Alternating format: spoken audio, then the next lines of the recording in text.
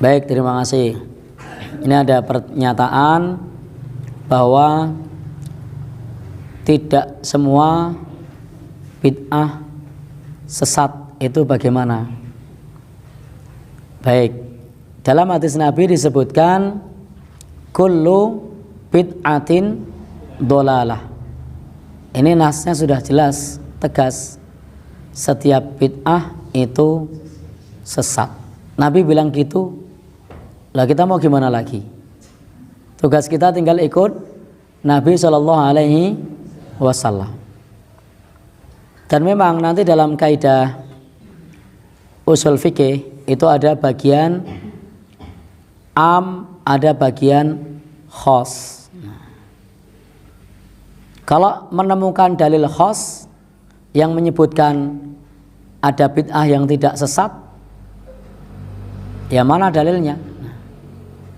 Kan tidak ada. Contoh dalil umum, lalu kemudian ada dalil khusus. Allah menyebutkan wa ja'alna minal ma' kulla syai'in hayy. Dan kami menjadikan dari air semua yang hidup, umum. Lalu ada dalil khusus dari Nabi dari Al-Qur'an. Dari Al-Qur'an mengatakan wa ja'alna minal ma' kulla syai'in hayy. Kami jadikan dari air semua yang hidup. Lalu Al-Quran menyebutkan manusia diciptakan dari tanah, kemudian jin diciptakan dari minaris samum, dari api, kemudian malaikat diciptakan dari cahaya. Maka yang Allah sebutkan itu namanya khusus. Maka yang Allah sebutkan ini dari cahaya itu khusus, malaikat dari cahaya, bukan dari air. Kemudian yang Allah sebutkan lagi apa tadi? Manusia diciptakan dari tanah, berarti manusia dari tanah. Kemudian disebutkan lagi jin dari api, jin dari api. Selain yang disebutkan, maka itu diciptakan dari air. Nah, sekarang di sini Rasul bersabda setiap bid'ah itu sesat. Nah, lalu mana dalil yang menyebutkan kalau ada bid'ah yang tidak sesat? Kalau sarana prasarana itu tidak masuk bid'ah. Jadi sarana prasarana itu bukan bid'ah, karena bid'ah itu dibatasi dalam ranah ibadah. Maka sarana ibadah itu bukan bid'ah. Ya, itu bukan bid'ah. Sehingga bid'ah itu adalah dalam konteks ibadah. Maka naik pesawat ketika pergi haji itu bukan bid'ah. Itu sarana, itu dunia itu. Nabi sudah bersabda tentang masalah dunia. Apa sabdanya? Antum a'lamu bi umuri dunyakum. Kalian lebih tahu tentang urusan dunia kalian.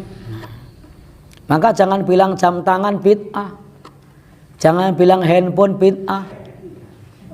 Itu adalah urusan dunia. Sarana prasarana memudahkan kita beribadah, memudahkan kita beraktivitas.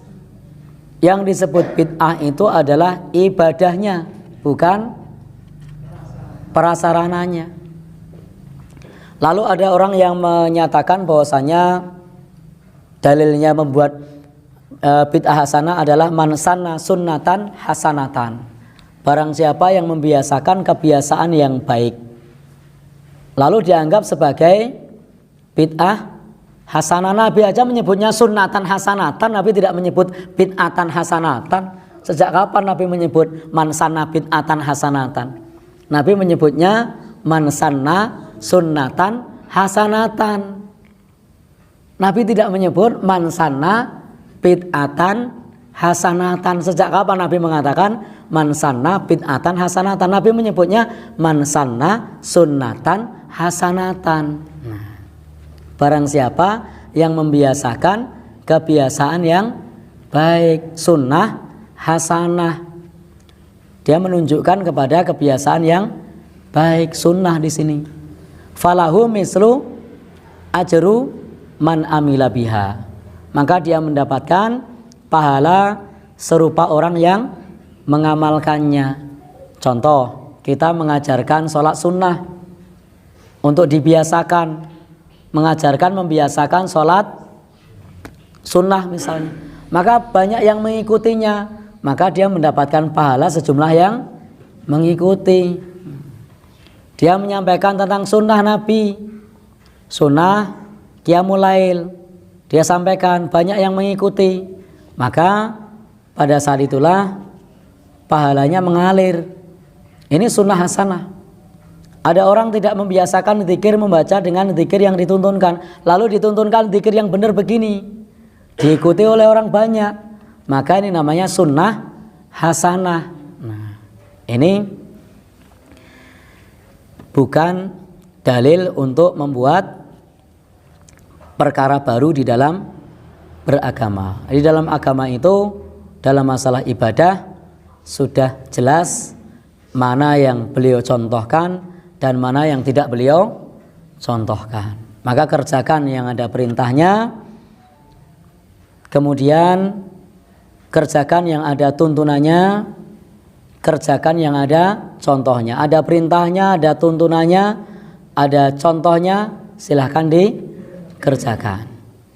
Tidak ada perintah, tidak ada contoh, tidak ada tuntunan, tidak ada isyarat di situ, dalam masalah ibadah tidak perlu dikerjakan. Tapi kalau urusan sarana prasarana, urusan dunia, itu tentu tidak masuk dalam kategori bid'ah. Jadi tidak setiap lafadz apa yang disebut tadi, apa namanya, kullu bid'atin dholalah tadi, kemudian bisa dikhoskan kecuali menemukan dalil khos. Jadi kalau dalilnya umum, ya kita sifati umum. Umum dalam masalah apa? Dalam masalah ibadah. Kenapa? Karena Nabi menjelaskan kalau masalah dunia, antum a'lamu bi umuri dunyakum, berarti urusan dunia tidak masuk, Nabi kecualikan. Nabi mengatakan kalian lebih tahu tentang urusan dunia. Tapi dalam masalah ibadah Nabi menyebutkan kullu bid'atin dholalah. Jadi Nabi mengatakan yang berbeda. Dalam urusan agama Nabi bilang kullu bid'atin dholalah. Dalam urusan dunia Nabi mengatakan antum a'lamu bi umuri dunyakum, kalian lebih tahu tentang urusan dunia kalian. Bahkan dalam hadis lain juga disebutkan man ahdatsa fi amrina hadza ma laisa minhu fahuwa raddun. Barang siapa yang membuat perkara yang baru dalam urusan kami ini. Nabi diutus untuk apa? Untuk umat kita, untuk mengajarkan kita untuk ibadah, akidah. Termasuk di dalamnya dalam perkara-perkara muamalah, selama tidak dilarang boleh. Tapi dalam masalah ibadah itu tidak hanya memperhatikan larangan, tapi juga harus memperhatikan ada tuntunan. Bisa tidak ibadah dilarang? Bisa. Dalam ibadah itu bisa dilarang. Contoh Nabi melarang untuk puasa Idul Fitri atau Idul Adha. Maka ibadah itu tidak hanya dilihat larangan, tapi ada tidak tuntunannya. Andaikan ibadah itu yang dilihat hanya karena tidak ada larangannya boleh, agama ini akan rusak. Nah, kalau saya sholat subuh, duhur, asar, maghrib, isya, saya rapel, boleh tidak? Ada larangannya tidak, pertanyaan saya? Tidak ada, Nabi tidak pernah melarang rapel. Tapi apakah boleh? Tidak boleh, karena tidak sesuai tuntunan. Nah, kalau sholat saya bolak-balik, boleh enggak? Ada larangannya enggak? Enggak ada. Apa kalau enggak ada larangannya boleh saya bolak-balik? Enggak boleh, harus sesuai tuntunan. Nah, boleh enggak kalau kemudian saya pada saat melakukan ibadah tersebut, pada saat kurban kemudian saya pakai telur begitu? Ya. Ada larangannya? Nabi melarang jangan kurban pakai telur itu. Ada larangannya enggak? Enggak ada. Tapi apa kalau enggak ada larangannya boleh? Enggak ada tuntunannya. Jadi tidak ada tuntunannya. Sehingga dalam masalah ibadah itu selain memperhatikan larangan juga memperhatikan tuntunan. Tapi kalau urusan dunia yang kita perhatikan adalah ada larangannya atau tidak. Kalau ada larangannya tinggalkan. Wallahu alam bishawab.